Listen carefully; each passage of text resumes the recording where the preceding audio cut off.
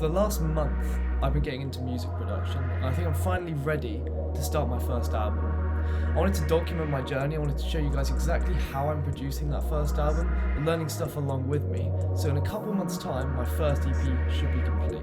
On that note, welcome to my new series, From Fragments to Album. Let's do it. Okay, so the beat we're listening to right now, I've made, and I've got a couple changes I want to do in this video. If we get to the next section, we've got these chords.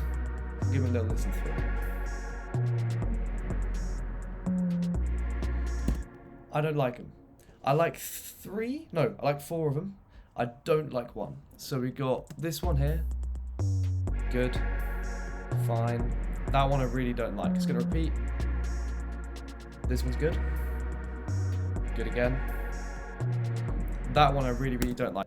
And then I need to change my bass. So if you're not listening with headphones, please do. You're literally not going to hear this. It's all sub bass.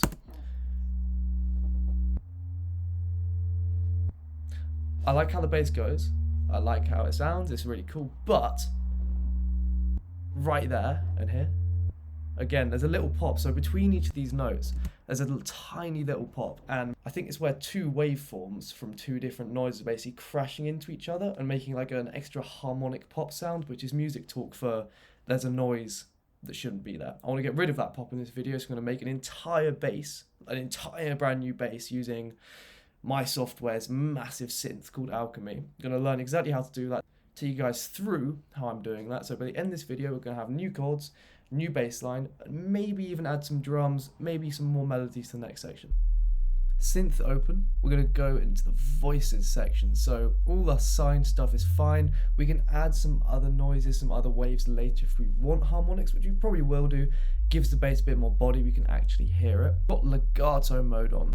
What legato means is the bass moves between notes and it slides between notes only when the notes roll over each other. So we're going to change that because we want that to happen. We want a sliding bass feel. So let's extend each of our notes just a little bit. I'll really zoom in to show how small we're doing. Just a little bit, which means when we go back to legato, we can now slide the notes between each other, which gives us this really nice rolling feel. A lot like the intro to LSD by A$AP Rocky. It's got that really low, like rolling gliding feel.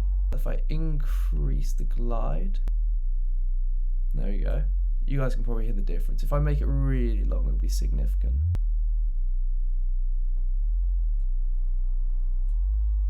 Can you hear how it slides up? It doesn't just jump up, because right now it'll jump.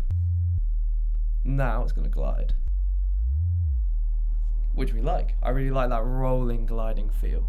We're also going to increase our number of voices to 2 or 3. I like 3 because if you only have 1 voice, that means we have 1 of these sine waves going like this. And you know the pop we were talking about earlier? If we have a pop, it's because it's jumping up to this sine wave.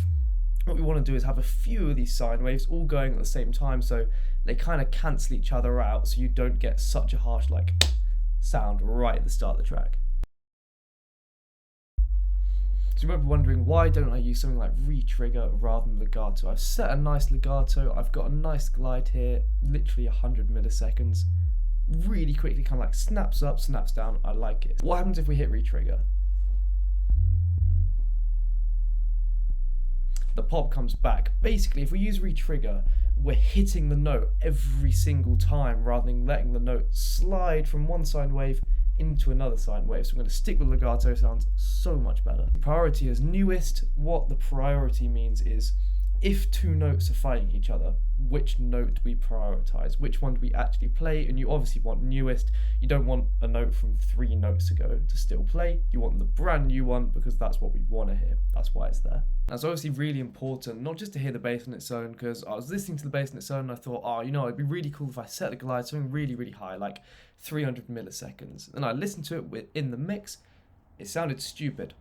Here's what it's like with 70, so it's nice and short. Short, snappy, I like it. If we increase it to 300,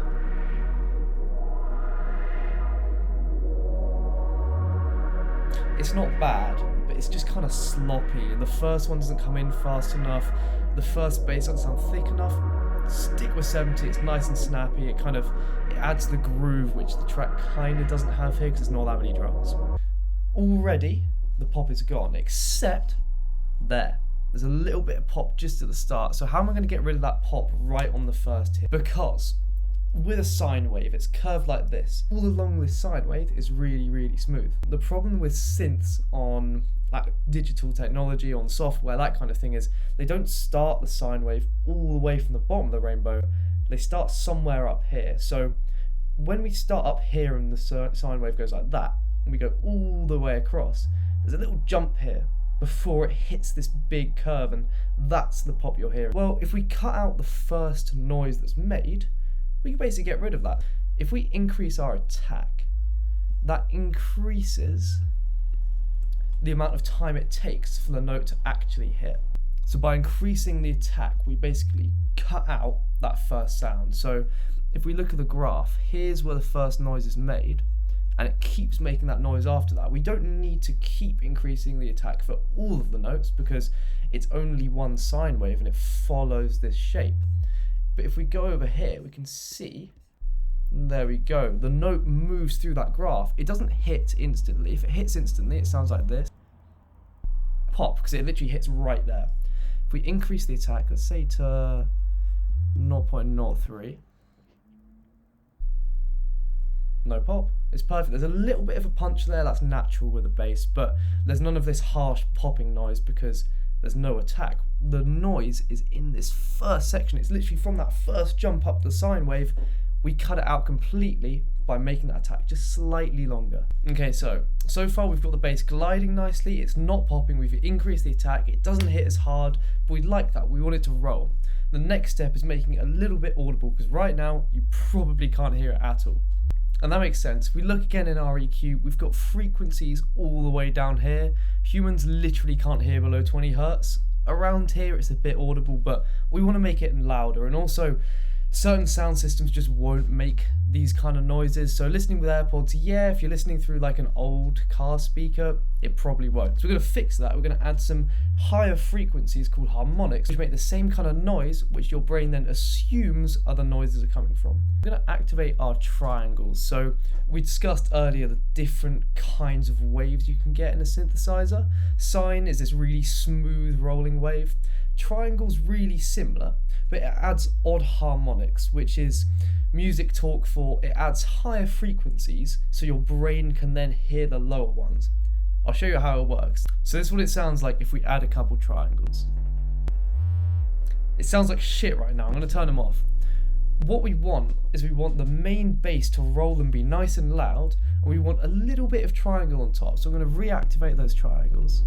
I'm going to take the volume down. Now, you've got that really low rolling bass and you've got a little bit of vibration above.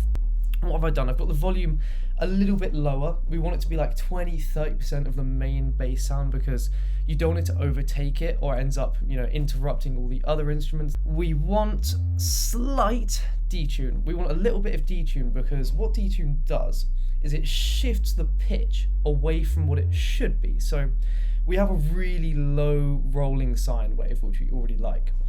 Let's say that's in C major scale.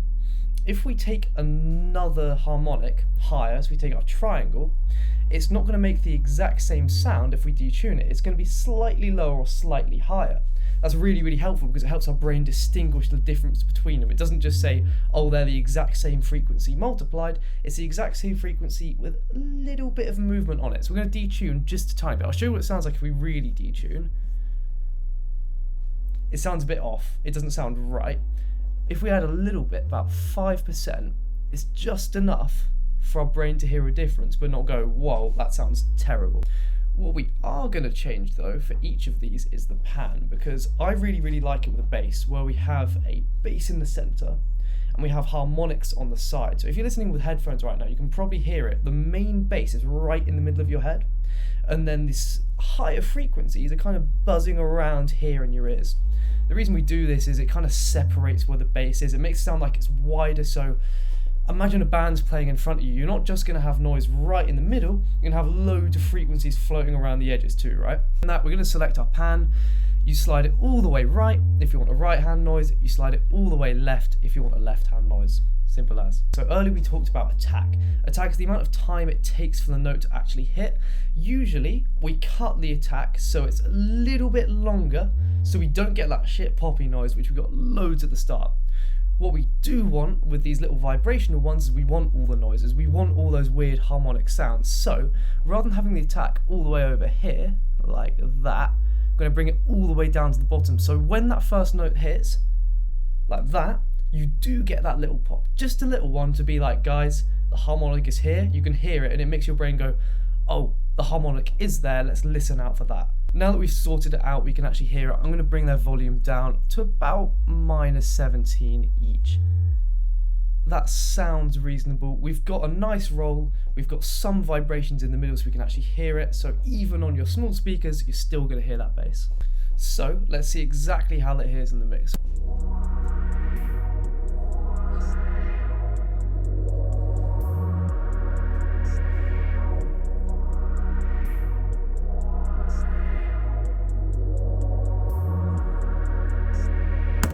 So much better. I can actually hear the bass now. It's not making that weird clicky noise, and it really, really works those chords. Alright, we're back to the start of the song now, and we're going to work on the first section of the bass. It's a little bit different. It doesn't move nearly as much as this section. It's only got these 3 notes. Problem, it still suffers from that pop.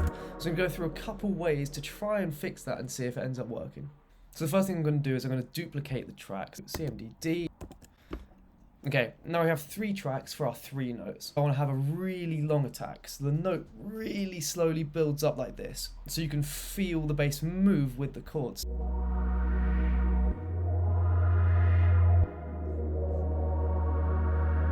You can feel how the bass rises with that opening filter on the chords, where it like whas open. I really like that, but I really don't like that pop. So I'm going to extend the note from the start. If the attack is low enough, the pop that happens here will be completely ignored because we can't hear it anyway, and we can really slowly rise that bass. Alright guys, I've managed to do it. Let's take a little listen.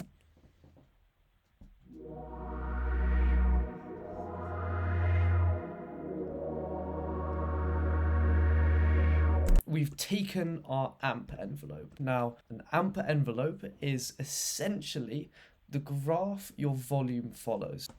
As our note plays, this is how loud it's going to be. So along the length of this graph shows us exactly what volume each note is going to feel like at that point. As you can see, our volume really gradually increases up to the 6th bar.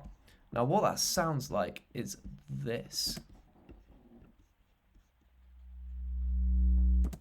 Really easy, it just fades in slowly. Anything before this 3rd bar is basically inaudible. You're not going to hear it, which means we completely got rid of that pop, and we have this nice fade into the note. On the graph, I've got a little bit of hold here, and I'm actually going to increase this. So when our note reaches the top, it holds that volume for a second before then releasing. And that's really, really good because it sounds the exact same as our chords. Isolate our chord up here.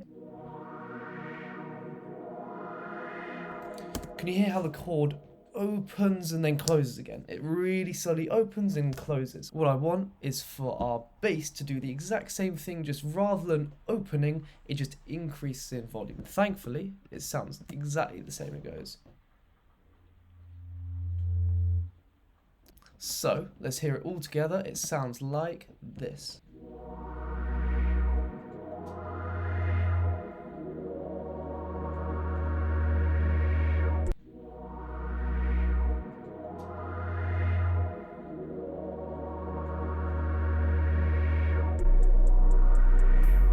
Straight into the next section. Now what I want to do is I want to decrease the octave of the bass. We took the normal bass line, dropped it down so it's even lower.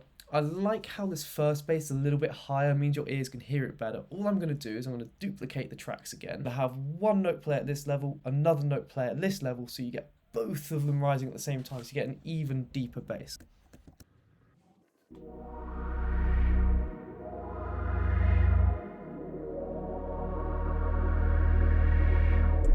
You know what? I don't really like those first 2 notes having the bottom octave, but I really like the last one, so I'm going to cut these 2.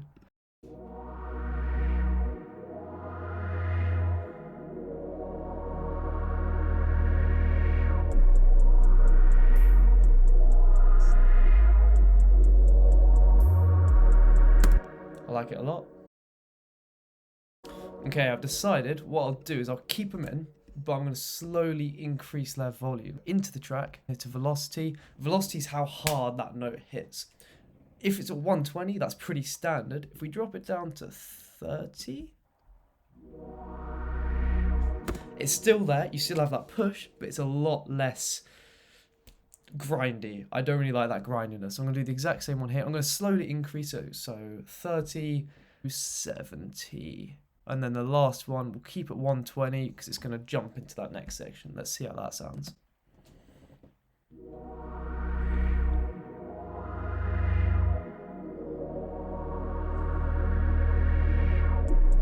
Okay. All right, I like it a lot.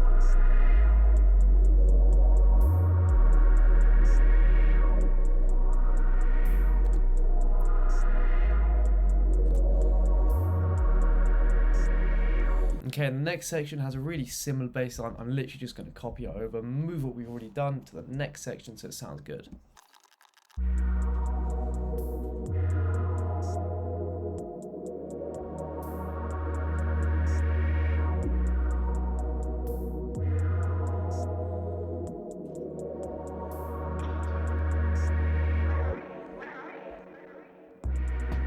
Okay, and into the next section. Right, we've finished the first bass line, we've finished the second bass line. All of it's a lot lower than what it was before. We've got rid of that really annoying pop. Everything's gliding nicely. I think it's time to fix these chords.